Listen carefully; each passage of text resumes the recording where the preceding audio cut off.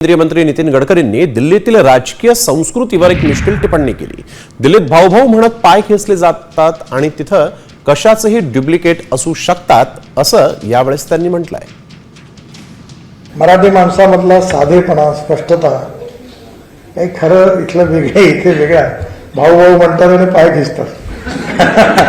दिल्लीमध्ये ते कशाचे पण डुप्लिकेट माणूस पण तयार, नितीन गडकरी पण डुप्लिकेट तयार करतात।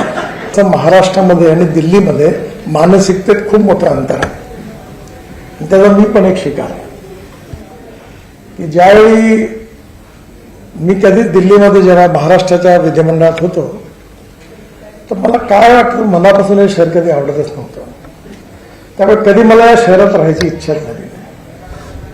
आणि ज्यावेळी मी आलो त्यावेळी मला जेव्हा पहिल्यांदा सांगितलं की तुला दिल्लीला जायचं आहे भाजपचा अध्यक्ष म्हणून, तेव्हा माझ्या कपाळावर आठवतं की कशाला जायचं।